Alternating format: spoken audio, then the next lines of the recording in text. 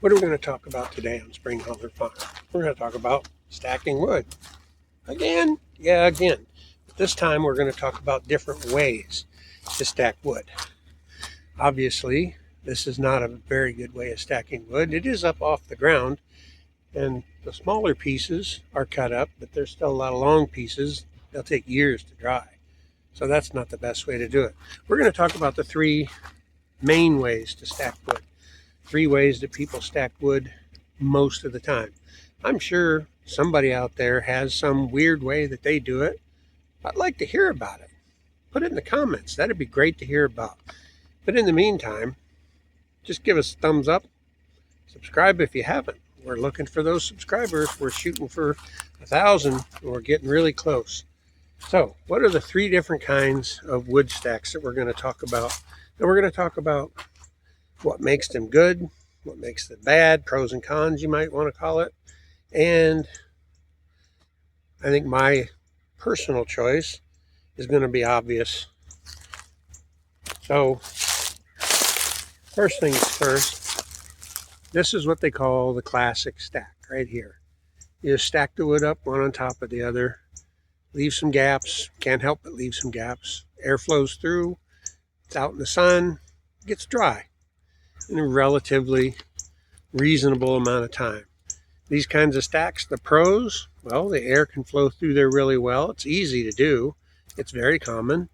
It's easy to tell how much wood you've got because this is the kind of stack you use to measure a cord. And it keeps the wood dry, except for the first couple of rows on top, which if you do it the way I do, and this one's not finished, when I finish them off, I put bark pieces on top so that the bark kind of protects the wood underneath from getting wet, because the bark is the wood's natural protection anyway. So what is the next type of wood stack that we're going to talk about? Well, I use it also, but I use it here on the ends. Because if I use it, I don't have to put posts in the ground. Posts have a tendency to slowly fall over or get pushed over by the weight of the wood. And if you don't put two posts in, the wood will twist around it. And that's one of the downsides, by the way, of the classic stack, is they do have a tendency to, over time, lean. So you got to watch for that. That's why a lot of times you'll see that when I do a classic stack, I do it like this, where there's two, one next to the other. And I make sure there's a good 6 inches or so in between for airflow, because you don't want it to stay moist and steamy in there. You want it to be able to dry out. But that way they kind of lean on one another. I'll stack one where it leans a little bit this way and the other one where it leans a little bit that way. And that way it holds itself up for the most part. But this stack here on the end, I always called it crisscross. I looked it up and they call it crisscross. Go figure. You put the wood on, cross. They put a lot of thought in that name, didn't they? Now let's take a look at how it looks from the top. And this is one that Randy did. He closed up the center hole.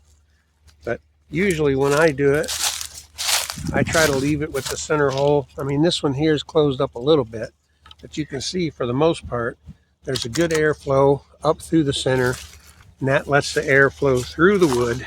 So the crisscross stack, you can see there's a lot of airflow in between there. So that one does have the best airflow out of all, but it also takes up a heck of a lot more room. If you did all your wood in that kind of stack, it would take up quite a bit more room. And yes, I do have about 80 acres here, but I don't want to have to spread my wood out across the entire 80 acres. I want to keep it in one succinct little place, which is kind of the situation here. I'm sure most of you guys have seen both of these kinds of stacks. Many of you have probably used both of these kinds of stacks. What's the downside to the crisscross? Well, one of them is what I just mentioned. They take up a lot of space. And certain pieces of wood don't work real well in them. You want nice, flat, smooth pieces. You start getting into crooked pieces and twisted pieces and thicker pieces. They don't fit so well. So the crisscross stack is good for the ends, I think, but not good for all wood.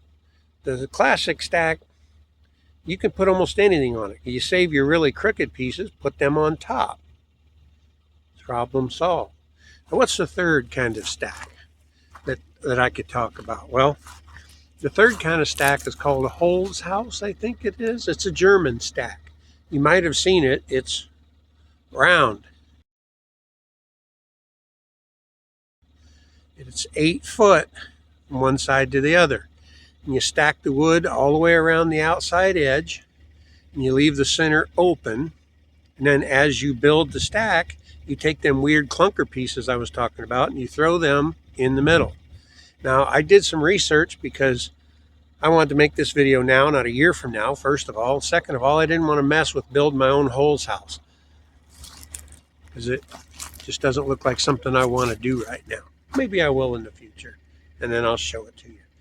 But I watched a video, several videos actually, comparing Hols house to classic stack to crisscross stacking. Every single one of them came back the same when they used a moisture meter. Now, they might tell you that the Hols house really dries the wood out faster. But everyone I saw that actually used a moisture meter instead of just guesswork, the wood in the Hols house was not as dry as in a classic stack. Now, why might that be?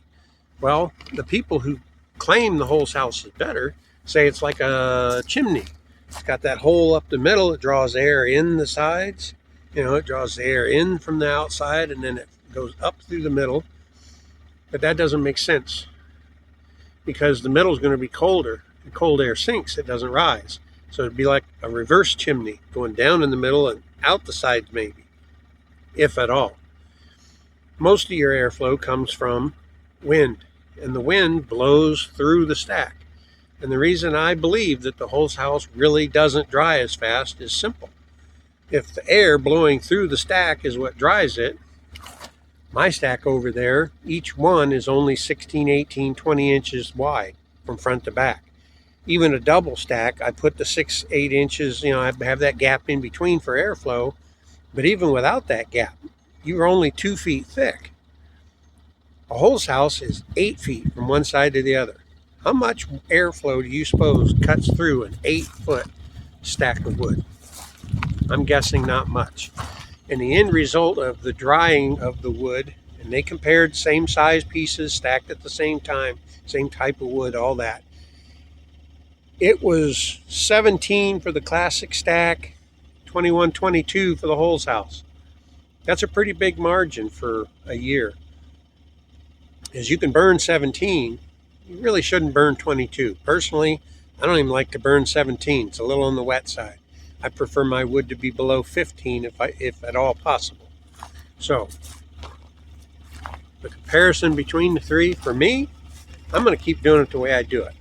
I'm going to keep doing this crisscross on the ends because they can hold up the stack, and then stacking the other stuff, the triangle-shaped pieces in the middle, use the flat pieces for the crisscross, and then put the clunkers on the top where the sun can beat down on them and they can soak up any rain that happens to fall. It seems to work well. It's been working well for me for many years. I'm not prone to changing something like that. Now, if I found out that the Hols house was way better, I might start doing that. But I never found any actual evidence that that method works better. So I'm not really going to learn a new method that is inferior to the one I already know. That wouldn't make any sense at all. So that's what we're going to do. Now, I thank you once again for watching. Please tune in here again. Like I said, give us that thumbs up. Those are very important. And if you watch this far, please subscribe. When we get 1,000 subscribers, we can start putting some of the money towards different things here on the farm. Things that'll make this channel even better and more fun to watch. Thanks again.